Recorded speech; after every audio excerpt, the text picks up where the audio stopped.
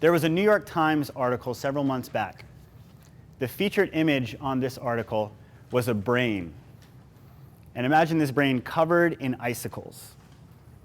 And below it, in these big words, it said, brain freeze. And what it was talking about was this new age of advertising and marketing. And they said, if you try to describe what you do, if you present a fire hose of facts, people do not try to comprehend. They will move on. Is that too much information is not accomplishing what it is that you want?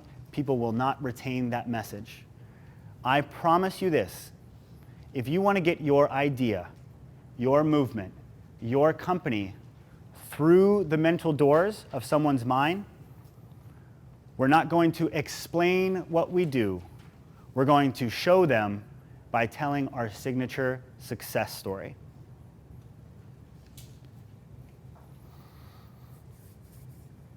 So I will, hold on, let me grab a drink of water real quick.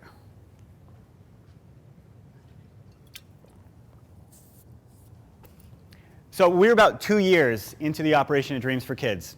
And at this point, we're actually getting sizable enough where we're going out for major grants. So I do programs, I do events, that's my bread and butter, I'm great at that. But articulating financial efficiency, solvency as the organization, I'm a fish out of water. I've got no idea what I'm doing. So around this time when we're going out for these grants, we realized that we need accounting support. And then right around that time, we end up finding this opportunity with Grant Thornton. It's called $1 Billion Plus Change. I recommend you guys check that out, actually, if you're in the market for accounting support. And what they do is they're offering accounting support to a local nonprofit in DC for 2 years free of charge. Not only accounting, but they're going to help you revolutionize your bookkeeping, everything that you do with the financials of your nonprofit, your social enterprise. So we apply for this, and lo and behold, we get into the top 5. When I get this email, it lets us know what is going to be required of us for our final segment of the application. They say, you are going to be put on telepresence in one of our offices with every single SVP in Washington, D.C. Said, you're going to have to pitch us in person about why we should pick you. I have never prepared so hard for a presentation in my entire life. That entire week, I'm going over every single one of our numbers. I'm preparing handouts. I've got labels. I'm at Office Depot. I am thinking about every element that can go into this pitch so that it goes right. I'm stressed. It happens. And so I remember that the day before that presentation, I get on the phone with the founder of Dreams for Kids Chicago, a guy named Tom Toohey. And I'm talking to Tom about everything that we're doing, and Tom stops for a second, and he says, Andrew, what's your favorite moment from the last year of operation? And I said, what do you mean? He said, what's your favorite moment from all the programs, from everything you guys have been doing? And I knew right away, because it happened fairly recently. So about a year ago, we had been introduced to a guy named Jerry. Jerry has cerebral palsy, and he showed up at one of our adaptive water skiing clinics out at Lorton Bay.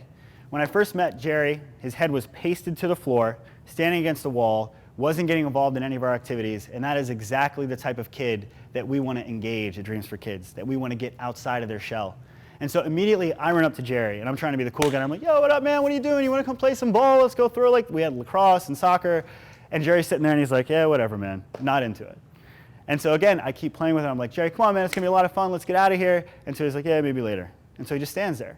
So I remember that I run away, and I was just like trying to make him feel kind of bad for sitting on the side. So I ran over to the kids, and I'm like, all right, all you guys got to start screaming on 3 and showing Jerry how much of a good time you're having. And so we're throwing the lacrosse ball around. We're all laughing, like rolling around on the ground. And Jerry kind of like smirks a smile at everything we're doing. That was enough to get me going. So Jerry finally ended up coming over towards the end of the day.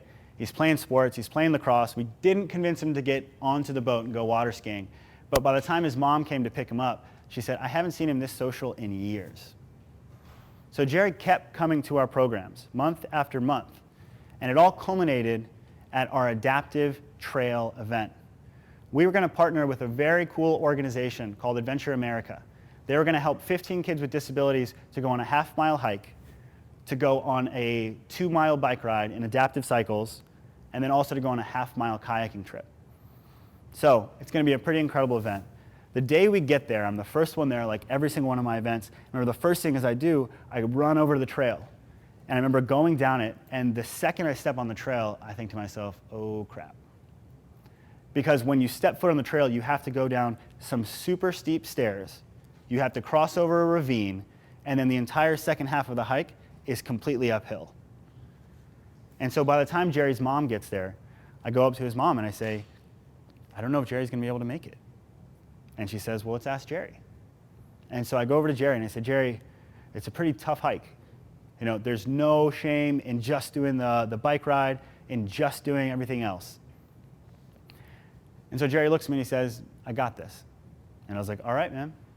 So we sent our first teams. They all went down. I ran over to the end where every team is coming out. It takes each team about 25 minutes to get through this course.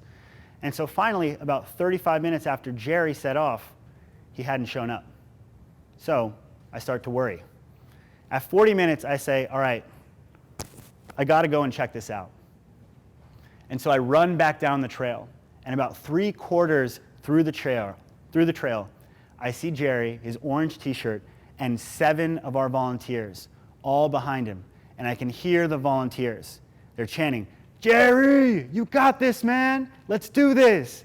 And I see Jerry, one crutch at a time, coming up the hill, sweat just dripping down his brow, gritting his teeth, one crutch at a time, walking up the hill. And I walk up to him, I was like, Jerry, you all right? He's like, I got this. And he won't stop. Never once on the entire hike did he stop to take a break. He just powered through the entire thing. And so we're sitting there, and I was like, all right, you got this? And while I'm standing with Jerry, helping him get to the end, I get a call on my phone. And I was like, all right, strange number, let's take this. I pick it up, and I said, hello, this is Andrew. He says, hi, this is Leon Harris with Channel 8. I was like, what? And so Leon Harris, if any of you guys are from DC, is one of the biggest anchors on Channel 8. You've probably seen him.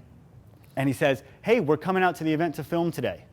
And I said, it would have been nice to know this in my head, but I was like, all right, let's go get you guys. And so they don't know how to get to the event. So I have to run away from Jerry. I have to go to, we're over at, I forget the name of the park right now, right in Chesapeake. And so I have to go to the main road. I have to funnel in this van with their big camera gear in the back of it. I hop in the van. I'm like, all right, let's get back. And so we get back with the van. Leon hops out. The cameraman hops out. And just as we get there, there's a big straightaway at the end of this course. And so there's this big straightaway, and then there's this footpath that goes over a little river. And right when we pull up, I kid you not, we see Jerry turn the corner. And he's coming through, he's got his volunteers behind him, but then all the kids that had already completed rush over to the end of that footpath. They start cheering. The parents come over. The parents start cheering. By the time he got to the front of the footbridge, everyone at that event, probably about 60 to 70 people, are chanting, Jerry, Jerry, Jerry. And he makes it over, and Leon, who's standing with me, and his camera guy says, get over there now. He walks to the end of the bridge. Jerry steps foot into the parking lot. The first thing he sees is Leon, who he recognizes, myself, and the big camera in his face. And Leon walks up to him, and he's like, you did it, man. He's like, yeah, I did. And he's like, what was your motivation? And Jerry's sitting there. He's kind of hungover. He's so exhausted, and then he just looks up at the camera, and 5 times he says, I'm a winner. I'm a winner. I'm a winner. This is on camera. It was a magical moment that ends up going on to NBC that night.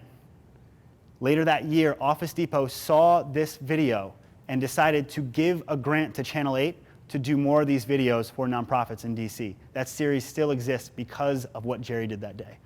Jerry got to get an award from Office Depot and give a presentation about how he could do everything. And then Tom says, Andrew, tell the fucking story. And was he right? The next day, I started by introducing what our organization does. And I didn't explain what we do. I gave an example. I told the Jerry story. And you better believe 2 days later they called me back. And to this day, Grant Thornton is still our accounting partner at Dreams for Kids. So, who's your Jerry? If you guys are just starting, and when you guys do, you need to articulate exactly who that one person is that has benefited from your organization.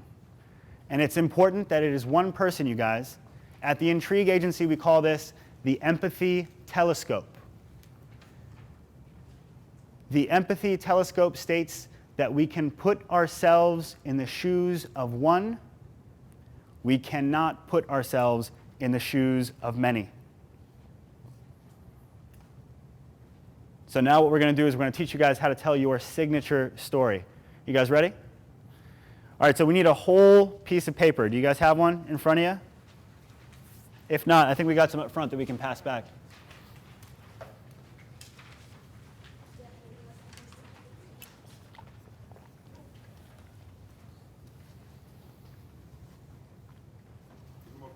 Do we have more paper up here? I think we might.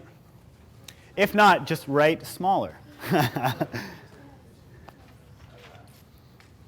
right, so every single one of you can tell your signature story, and all you have to do to make that happen is wave it. So on the left side of your paper, I want you to write wave with 3 W's. So it's going to be W, W, W, A, V, E.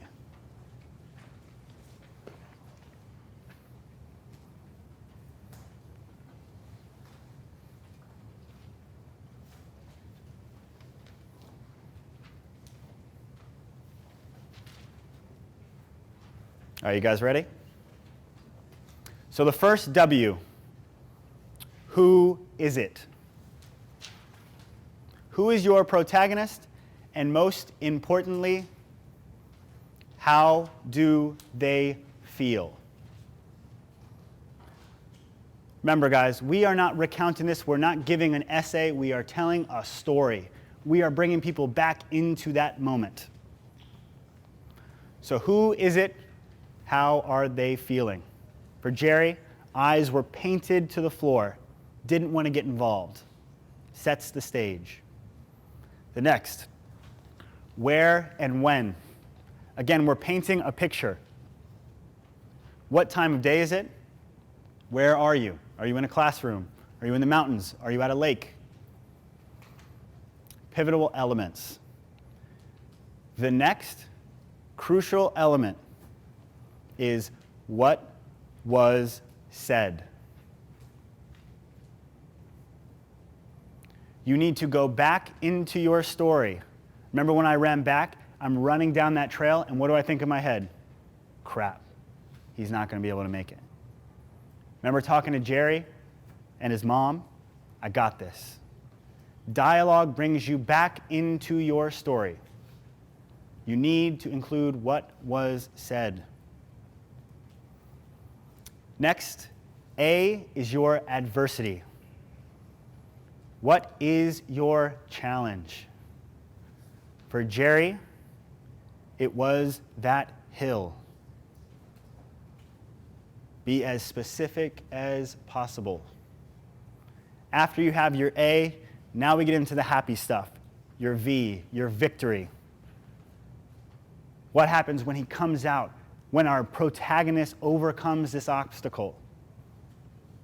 Tell the story of what's happening, your victory. And then to close it all out is our E, when we remove ourselves from the story and we provide emotional context. Write this down. How did that make your protagonist feel?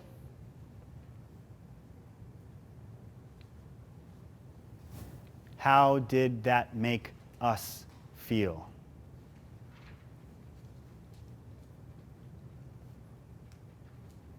It enables us to showcase that Jerry felt like he could do anything, did something that he did not think he could accomplish when he woke up that morning, proved it to himself that he could. For us, it shows us that one moment can transform a child's belief in their ability.